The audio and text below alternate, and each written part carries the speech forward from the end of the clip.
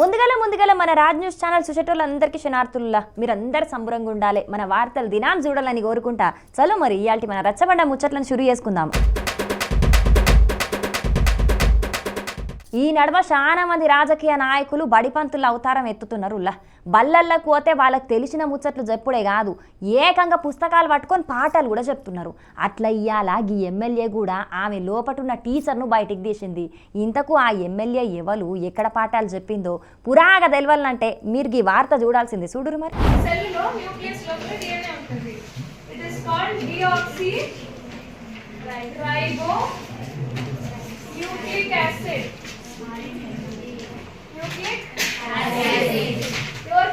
తెలుసా DNA structure తెలుసా? So అది తెలియదు, నాకు చెప్పిస్తాను. Watson and Crick. వాట్సన్ గుర్తుంటనా? Watson and Crick.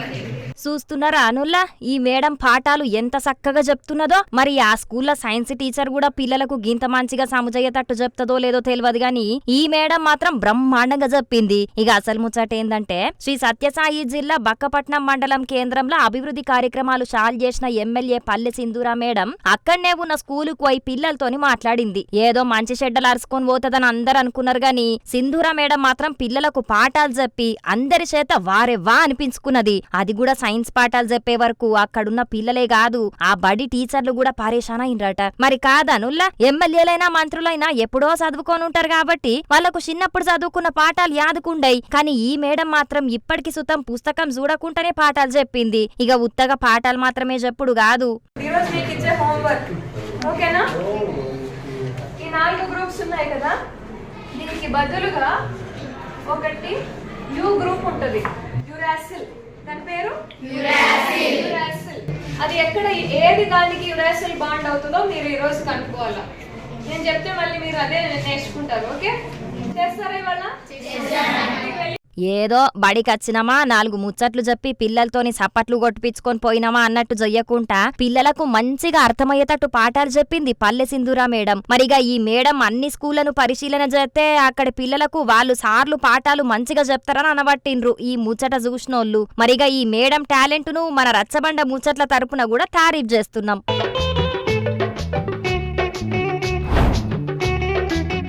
దేశ రాజధాని ప్రాంతం ఢిల్లీలో పువ్వు పార్టీకి 27 ఏళ్ల తర్వాత అధికారం వచ్చింది. ఇక ఎన్నికల్లో గెలిచి 10 రోజులు దాటినా ఇంకా ముఖ్యమంత్రి ఎవరనేది ఇయాల్టి దాకా తేలనే లేదు. మాజీ సీఎం కేజ్రీవాల్ను ఓడగొట్టిన పర్వేజ్ శర్మ ముఖ్యమంత్రి అవుతాడని చాలా మంది అనుకున్నారు కానీ పువ్వు పార్టీ పెద్దలు మాత్రం ఈ నిర్ణయం తీసుకున్నారు. ఢిల్లీ సీఎం రేసులా చాలా పేర్లే ఈయనొచ్చినా ఆఖరికి ఆ పదవి మాత్రం రేఖా గుప్తాకే దక్కింది. ఇవాళ ఆమెతోని lieutenant governor VK Saxena sir ప్రమాణ స్వీకారం చేయించే వరకు ఢిల్లీకి 4వ మహిళా సీఎం గా రికార్డులకెక్కింది. ఇక ఆమెతో నట్టుగా ఇంకో 6 ఎమ్మెల్యేలు కూడా మంత్రులుగా ప్రమాణ స్వీకారం చేసిరు. ముఖ్యమంత్రి అయ్యడని అనుకున్న పర్వేష్ వర్మ చిన్న ముఖ్యమంత్రి అయ్యిండు.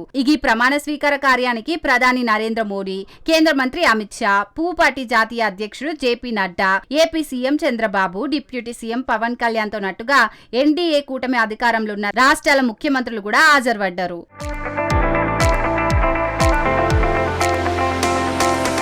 రోహిణి నియోజకవర్గం నుంచి గెలిచిన విజయేందర్ గుప్తా పేరును స్పీకర్ గా ఖరారు చేసిరు. ఇక కొత్తగా ముఖ్యమంత్రి పదవి చేతబట్టిన రేఖా గుప్తా అప్పుడే ఇచ్చిన హామీలను అమలు చేసే పని ముంగటేసుకున్నది. వచ్చే నెల మార్చి 8 తారీఖు లోపు మహిళల ఖాతాలో 2500 రూపాయల ఆర్థిక సాయం జమ చేస్తామని చెప్పింది. అట్లనే మాజీ సీఎం అరవింద్ కేజ్రీవాల్ కట్టిన సీజ్ మాల్ ను మ్యూజియం గా మారుస్తామని చెప్పుకొచ్చింది. ఢిల్లీకి ముఖ్యమంత్రిని అయితనని ఎప్పుడు అనుకోలేదు. నా మీద నమ్మకంతోని ఈ బాధ్యత ఇచ్చిన ప్రధాని నరేంద్ర మోడీ, బీజేపీ పెద్దల సలహాలతోని పనిచేస్తా. ఇప్పటి సంధి ప్రజల మధ్యలోనే ఉండి నిజాయితీగా పనిచేస్తానని అన్నది. మరిగా ఢిల్లీలో ఇంజన్ సర్కార్ ఎట్లా పనిచేస్తుందో, కడమ హామీలను ఎప్పటిలోపు అమలు చేస్తారో చూడాలే.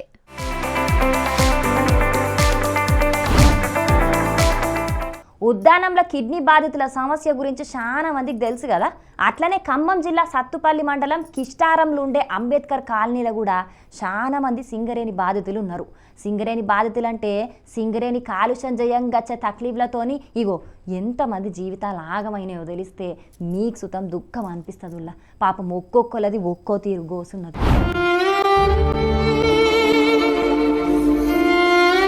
చూస్తున్నారా అనుల్లా ఎంతమంది జీవిడిచిండ్రో. వీళ్ళందరూ ఒక్క కాలనీలున్న జనాలే. ఖమ్మం జిల్లా సత్తుపల్లి మండలం కిష్టారం ఊళ్ళున్న అంబేద్కర్ కాలనీలుండేటోళ్ళు చాలా మంది జీవిడిస్తున్నారట. ఇప్పటికే 150 మంది దాకా జీవిడిచిర్రట. మంచిగా ఆరోగ్యం గున్నోళ్ళ పానాలు సుతం పోతుండే వరకు ఎందుకిట్లా జరుగుతున్నదని ఆరాధిస్తే సింగరేణి శైలో బంకర్ జయంగా వచ్చే కాలుష్యంతోని జనాలంతా ఆగమైతున్నారని తేలిందట. దీంతోని ఆ శైలో బంకర్ తీసేయాలని అక్కడి ప్రజలు 11 రోజుల సంధి రిలే నిరాహార దీక్షలు చేస్తున్నారు. మేము ఇక్కడ కొన్నేళ్ళుగా ఉంటున్నాం. మా నాన్నగారు చనిపోయారండి, మా అమ్మ కూడా రీసెంట్గా చనిపోయారు. ఎందువల్ల అని చెప్పి తిరిగే మనసు కూడా సడన్గా కింద పడిపోయింది. హాస్పిటల్కి తీసుకెళ్ళడం వల్ల ఎక్కడ అని చెప్పేసి అంటే కిష్టారం అని చెప్పేసి అన్నాము.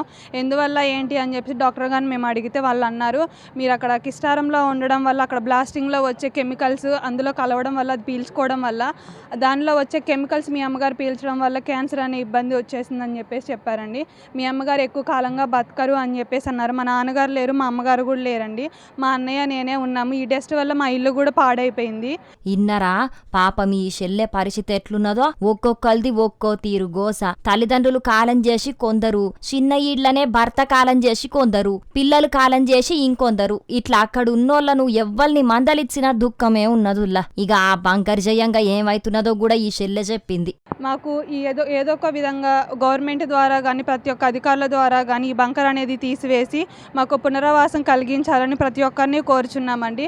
చిన్నపిల్లలకి ప్రతి ఒక్కరికి కూడా కన్ను ఇన్ఫెక్షన్, వైరల్ ఇన్ఫెక్షన్ అనేది వచ్చి వాళ్ళ కంటిలో నుంచి బ్లడ్ రావడం, అదేవిధంగా చిన్న పిల్లలకి లంగ్స్ ఇన్ఫెక్షన్ రావడం, మా వయసు వాళ్ళ పిల్లలం కూడా లెగిసి యాక్టివ్గా తిరగలేని సిచ్యువేషన్లో ఉన్నాం. మేము ప్రతి ఒక్కళ్ళం కూడా కాళ్ళ నొప్పులు, తలనొప్పి, అదేవిధంగా గొంతు నొప్పి. మేము ఇక్కడ కూర్చొని ధర్నా చేస్తున్నప్పటికి కూడా మాకు అది గొంతు లోపలికి వెళ్ళి ఆ గొంతు అనేది రావట్లేదు. మార్నింగ్ లేచినప్పుడు మాట్లాడలేకపోవడం, గొంతు నొప్పి రావడం, తలనొప్పి రావడం, అదేవిధంగా మోకాళ్ళు బోన్స్ పెయిన్స్ రావడం అట్లా విధంగా జరుగుతుంది.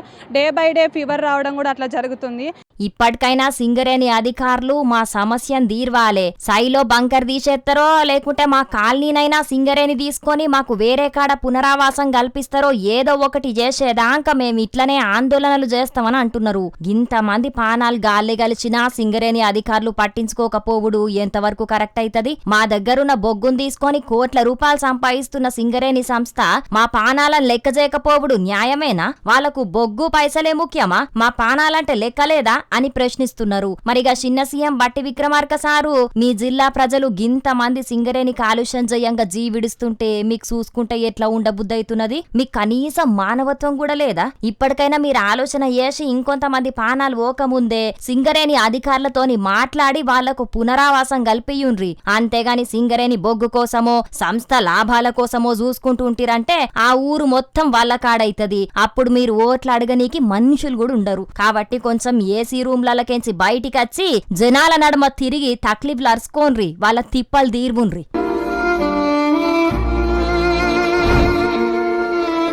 మదర్ డైరీ అనేది నల్లగొండ రంగారెడ్డి జిల్లాలో చాలా పేరువైంది. ప్రైవేటు పాల కంపెనీలు ఎన్నొచ్చినా చాలా మంది రైతులు ఇప్పటికి సుతం మదర్ డైరీని నమ్ముకునే పాలు అమ్ముకుంటారు. ఊళ్ళల్లో మదర్ డైరీకి సంబంధించిన పాల కేంద్రాలనే పాలు పోస్తుంటారు. కానీ ఇది ఒకప్పటి మాట. ఇప్పుడు కథ మారుతున్నది. పాల బిల్లులు ఇత్తలేరని అక్కడి రైతులు ఏం చేసిండ్రో చూడండి మీరే.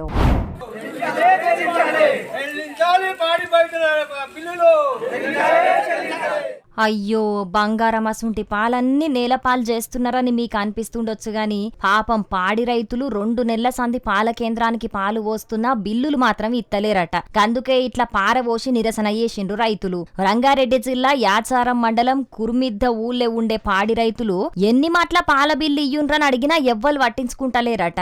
అందుకే పాల కేంద్రానికి తీసుకొచ్చిన పాలన్నింటినీ అక్కడనే భూమి మీద వారబోసి నిరసన తెలిపిండ్రు అన్నట్టు. వెంటనే చెల్లించాలని డిమాండ్ చేస్తా ఉన్నాను.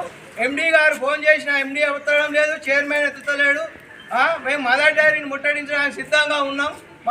అతి త్వరలో పాల బిల్లులు చెల్లించాలని, లేని పక్షంలో ప్రభుత్వము మదర్ డైరీని స్వాధీనం చేసుకొని రైతులకు న్యాయం చేయాలని కోరుతా ఉన్నాం. ఇప్పటికైనా పాల బిల్లులు మొత్తం ఇయ్యాలే, లేకుంటే మాత్రం మదర్ డైరీ ఆఫీసును ముట్టడిస్తామని రైతులు వార్నింగ్ ఇచ్చిర్రు. ఈ ఒక్క ఊరికే 40 లక్షల రూపాయలు ఇయ్యాలన్నట. గిన్ని పైసలు ఇయ్యకుంటే రైతులు ఎట్లా బతుకుతారు? బర్లకు దానా ఎట్లా కొంటాం, మేతెట్లేస్తామని ప్రశ్నిస్తున్నారు. మదర్ డైరీని నమ్ముకొని 25 సంవత్సరాల నుండి పాలు పోస్తున్నాం. ఇప్పుడు మాత్రం బిల్లులు యాళ్లకు రాకపోయే వరకు రైతులకు మస్తు గోసైతున్నదని బాధపడ్డరు. ఇప్పటికైనా ప్రభుత్వ పెద్దలు స్పందించి మా పైసలు మాకు ఇప్పియ్యాలని డిమాండ్ చేస్తున్నారు. మరిగా సర్కార్ పెద్దలు జర రైతుల గోసను పట్టించుకోన్రి. ఇప్పటికే మదర్ డైరీ పెద్దలు సంస్థకు నష్టాలత్తున్నాయని చెప్పి ఆస్తులను అమ్ముదామని చూస్తున్నదట. ఇట్లా అమ్ముకుంటా పోతే రాబోయే రోజుల్లో ఏం మిగలకుంటా పోతాయి. కాబట్టి విజయ డైరీ లెక్క మదర్ డైరీ కూడా లాభాల వాట పట్టేటట్టు జర ఆలోచన జయ్యుండ్రని అంటున్నారు. మదర్ డైరీకి ఏండ్ల సంది పాలు పోస్తున్న కొందరు రైతులు. మంది రైతులతోని సంస్థను రోజు 1700 లీటర్ల పాలు రోజు పంపిస్తూ ఉన్నాము. మాకు డిసెంబరు 16 నుంచి ఇప్పటి వరకు 4 బిల్లులు పెండింగ్ ఉన్నాయి. దాదాపుగా 40-42 లక్షల రూపాయల పాల బిల్లులు రావాలి. గత నవంబర్ నుంచి బర్రె పాలకు 3 రూపాయలు, ఆవు పాలకు రూపాయల రేటు తగ్గించిన మేము సంస్థ మీద నమ్మకం ఉండి సంస్థలో పాలు వస్తూ ఉన్నాము. మాకు 40 లక్షల రూపాయల పాల బిల్లు రావాలి. రైతులకు ఎంతవరకు సమంజసం ఇదని నేను అడుగుతా ఉన్నాను. రైతులు ఆవులు లక్షలు పెట్టి ఆవులను తేవడము, 10 రూపాయల కిలో పుట్టు కొనుక్కోవడము, 40 రూపాయల కిలో దానా, రైతుకు రోజు కష్టం చేస్తే కూడా ఏం మిగులుతలేదు. అటువంటిది రైతుకు 40 లక్షలు పెండింగ్ ఉంటే రైతు ఎట్లా బతుకుతాడని నేను ప్రశ్నిస్తూ ఉన్నాను.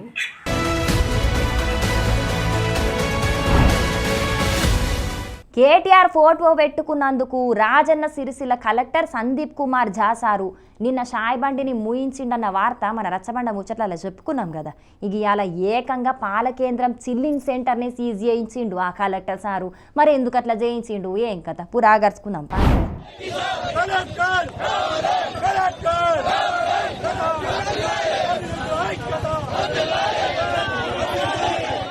రాజన్న సిరిసిల్ల జిల్లా వేములవాడ రూరల్ మండలం అగ్రహారంలో ఉన్న కరీంనగర్ పాల డైరీ చిల్లింగ్ సెంటర్ ను collector Sandeep Kumar sir seize చేయించిండు. 22 ఏండ్ల సంది రైతులే ఓనర్ల లెక్క దీన్ని నడుపుకుంటున్నారట. దీనికి పర్మిషన్ లేదని చెప్పి ఇయాల ఎసుంటి నోటీసులు ఇయ్యకుండానే 20,000 లీటర్ల పాలు ట్యాంకులు ఉండంగానే అధికారులొచ్చి సీజ్ చేసే వరకు రైతులు ధర్నాకు దిగిండ్రు.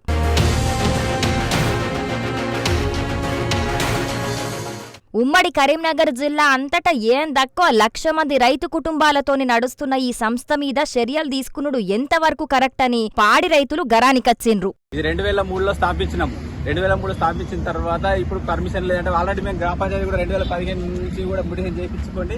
దాని తర్వాత కూడా రెగ్యులర్ కూడా హౌస్ ట్యాక్స్ కూడా చెల్లించడం జరుగుతుంది. మీకు పర్మిషన్ లేదంటే ఎటువంటి ముందస్తు నోటీసులు లేకుండానే ఈ రోజు సీజ్ చేయడం జరిగింది.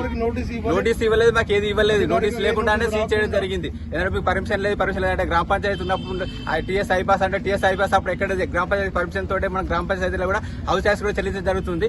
రైతులకు కూడా 1,500 మంది పాలు రోజు ఒక 15 లీటర్ల పాలు సేకరించడం జరుగుతుంది. ఆ రైతుల పాలకు కూడా నష్టం జరుగుతుంది. ట్యాంకులో లోడ్ చేసిన తర్వాత కూడా బయటకు పర్మిషన్ కూడా ఇవ్వకుండా ఈరోజు తీవ్రంగా ఇది నష్టపరిహారం రైతులు ఇది ఎందుకంటే ప్రతిపక్షానికి కూడా కాదు, ఎందుకంటే ఇది రైతుల సంస్థ. రైతుల గురించి ఆలోచించే ప్రజాప్రభుత్వం ఉన్నారు. ఎక్కడ ప్రజాప్రభుత్వం ఉంటారు, రైతులకు కూడా అన్యాయం చేస్తున్నారు. కాబట్టి ఇది తీవ్రంగా ఖండిస్తున్నాను. ఊళ్ళకెంచి తీసుకొచ్చిన పాలను ఎంబటే కూలింగ్ మిషన్ లో పోసి చిల్లింగ్ చెయ్యకుంటే పాలు మొత్తం పాడైతాయని చెప్పినా ఇనకుంటా సీజ్ చేసిండ్రని బాధపడుతున్నారు రైతులు. గిన్నేండ్ల నుంచి నడుపుతున్న సెంటర్ కు ముందుగల నోటీసులేం ఇయ్యకుంటా ఇట్లా సీజ్ చేసుడు మాత్రం పద్ధతి కాదని అక్కడి రైతులు గరమైతున్నారు. అవు మరి వాళ్ళన్నది కూడా నిజమే. దాంట్లో ఏమన్నా అక్రమాలు జరిగినా కల్తీ జరిగినా ఎంబటే కఠిన చర్యలు తీసుకున్నా ఒగలెక్కగాని పర్మిషన్ లేదని చెప్పి ఆగమేఘాల మీద ఆ కేంద్రాన్ని సీజ్ చేస్తే లక్షల రూపాయల ఇలువ చేసే పాలు మొత్తం పాడైపోతే రైతులకు ఆ పైసలు ఎవరు గట్టిస్తారు చెప్పుండ్రి. పర్మిషన్ లేకుంటే కొంచెం టైం ఇచ్చి పర్మిషన్ తీసుకోమనాలే, అంతేగాని గిట్ల ఇబ్బంది పెడతారా ఏందో ఏమోనుల్లా. ఈ నడుమ కొంతమంది అధికారులు అతి వేసి మామూలు జనాలను కూడా బగ్గ సతాయిస్తున్నారని అంటున్నారు అక్కడి రైతులు.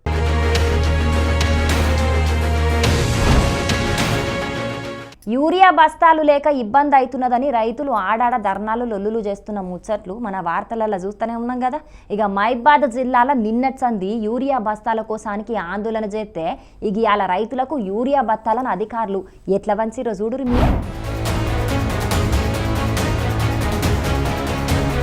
యూరియా బత్తాలు సరిపోయినన్ని ఇత్తలేరని చెప్పి రైతులు లొల్లికి దిగే వరకు ఇయ్యాల పోలీసులే దగ్గరుండి యూరియా బస్తాలను పంపిణీ చేసే పరిస్థితి మోపైంది. మైబాద్ జిల్లా నరసింహులపేట మండలంలో ఉన్న PACS ల జరిగింది ఇది. పోలీసులతోని రైతులకు టోకెన్లు ఇప్పించుడేంది? రైతులకు సాలినన్ని ఎరువుల బస్తాలు ఇయ్యాలి గాని ఒక్కొక్కరికి 4 బస్తాలు మాత్రమే ఇస్తామంటే ఎట్లయితది? అవేమన్నా బుకేటియా తినేటియా? పొలాలకు మందు జల్లకుంటే పంటెట్లా వండుతదని రైతులు గరానికచ్చిండ్రు. ఎకరానికో బస్తాడు యూరియా ఎత్తాం, మీరు 4 బస్తాలే ఇస్తే 5-6 ఎకరాల పంట వండించటోళ్ళ పరిస్థితి ఏం కావాలని ప్రశ్నిస్తున్నారు. మందు బస్తాల గురించి వ్యవసాయ అధికారులను అడిగినా ఏం సప్పుడు చేస్తలేరు. గిట్లా ఎవ్వలు పట్టించుకోకుంటే మా పంటలు ఏం కావాలే, రైతుల పరిస్థితి ఏం కావాలని బాధపడుతున్నారు.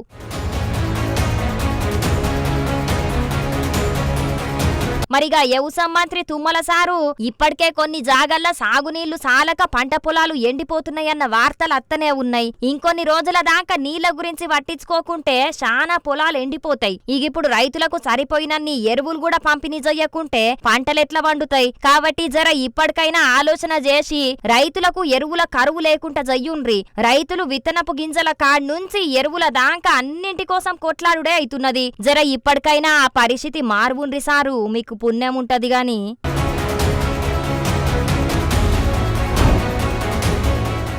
ఇగో ఈ ఊళ్ళో ఇయ్యాల్టి మన రచ్చబండ ముచ్చట్లు. ఇవాళ మేము చెప్పిన ముచ్చట్లన్నీ జబర్దస్తుగా ఉన్నాయిలే. దినం ఇంతకంటే ఖతర్నాక్ ముచ్చట్లను దేవులాడి మీకోసం పట్టుకొస్తూనే ఉంటాం. కాబట్టి మన రాజ్ న్యూస్ ఛానల్ మరవకుండా చూస్తూనే ఉండుర్రి. సరేనా? ఉంటాం వల్ల నమస్తే.